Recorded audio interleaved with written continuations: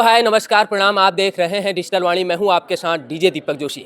हमने महीनों से एक काम किया है, पहाड़ की उन प्रतिभाओं से आपको मिलाया है जो पहाड़ की सेवा कर रहे हैं, अपने हिस्से की भागीदारी निभा रहे हैं। लेकिन इसी क्रम में आज हमारे साथ एक ऐसी ताई जी हैं हमारी, जिन्होंने उत्तराखंड का नाम विश्व भर में किया है और इन्होंने ज़मीनी स्तर में इतना बदलाव लाया है जो अपने आप में बहुत ही बड़ी बात है। जी हाँ, हमारे साथ 2022 में पद्मश्री पुरस्कार पाने वाली पिथौरागढ़ में जन्मी बसंती देवी जी हैं और इन्हें हम ताई जी के नाम से यहाँ पर करेंगे।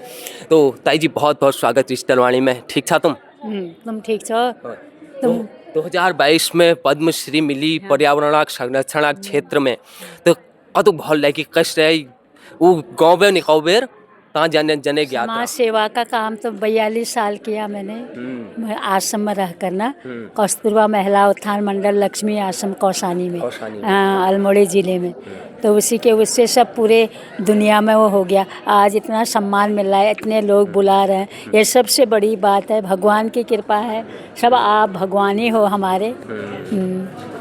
जब आपकी शादी हुई तो 12 साल में शादी हो गई थी बताया गया, और उसके बाद एक दुख भरी कहानी ये रही कि 2-3 साल बाद आपके पति भी गुजर बसे और उसके बाद आप मायके में रही। और फिर कैसी रही यात्रा? फिर उसके बाद जैसे वो सास तो खाना भी नहीं देती थी, बोलती भी नहीं थी। मेरे बेटे को इसी ने खाया कहने वाली हुई। तो मैंने कहा कम से कम मैं अपने घर में जाऊंगी माँ बाबों के साथ, तो वो तो खाना तो खिलाएंगे, बोलेंगे तो सही। फिर वहाँ वो एक मेरे चाची के भाई की लड़की थी विकलांग, और वो आश्रम में पढ़ती थी कौसानी में।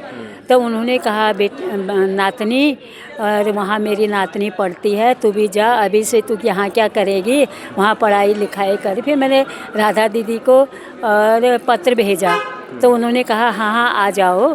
फिर 2-3 साल तो मैं माँ के साथ ही रही।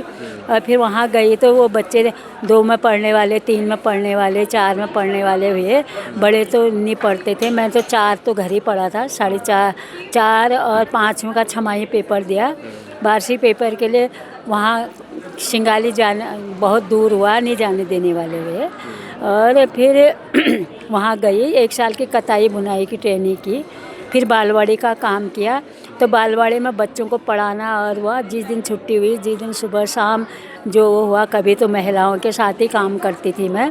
और किसी दिन फिर वो किताबें पढ़ के, और पिथौरागढ़ में मेरे पिताजी ने फिर फॉर्म भरे 6वीं 7वीं 8वीं का, तो वहाँ पेपर दिया, वहाँ पास हुई। फिर उसके बाद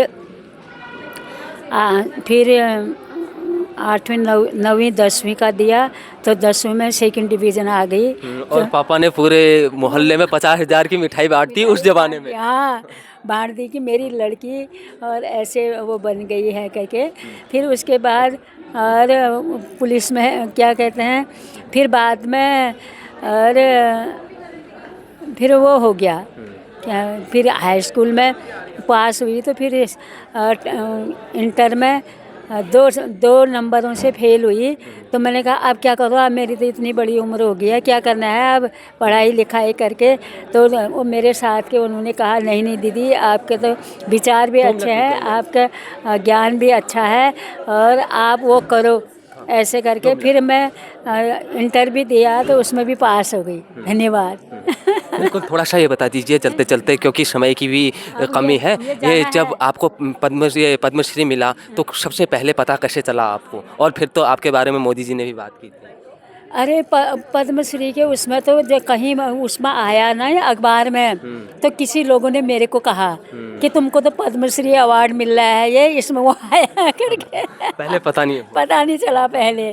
फिर वहाँ से जब ऐसे आया, तो फिर जो अपने लोग भी थे उन्होंने भी कहा कि ऐसा है करके। फिर बाद में उन्होंने वहाँ बुलाया दिल्ली में ना, दिल्ली में मोदी जी ने। तो अब आप इस समय कहाँ रहते हैं, किसके साथ रहते हैं? मैं तो पिथौरागढ़ में ही रहती हूँ अकेले। मेरे पिताजी ने, भाई ने एक कमरा, एक किचन, लैट्रिन, बाथरूम मेरे लिए बनाया है, उसमें रहती हूँ। और अभी तो हल्द्वानी आई भाई के यहाँ, इन्होंने बुलाया था ना, तब यहाँ आई। और बस यही है। ये इंटरव्यू बड़ा छोटा है, लेकिन आगे आने वाले वक्त में एक शानदार बातचीत आपके साथ करेंगे, तो अपने अनुभव उसमें साझा ज़्यादा करेंगे। तो इस समय के लिए धन्यवाद। धन्यवाद आपको भी धन्यवाद। तो ठीक है। तो ठीक है, आप भी देखते रहें डिजिटल वाणी। हम ऐसे अनेक लोगों से मिलाते रहेंगे जिन्होंने उत्तराखंड का नाम आगे किया है। इनकी कहानी बहुत लंबी है, कोसी नदी को किस तरीके से संरक्षित किया, बहुत बड़ी लंबी कहानी है। लेकिन इस समय वक्त की कमी है, क्योंकि जहां हम बैठे हैं यह स्थान इस समय क्लोज होने का वक्त है। तो फिर मिलते हैं आपको, देखते रहें डिजिटल वाणी। आपका बहुत बहुत धन्यवाद। नमस्कार, जय हिंद, जय उत्तराखंड, जय भारत।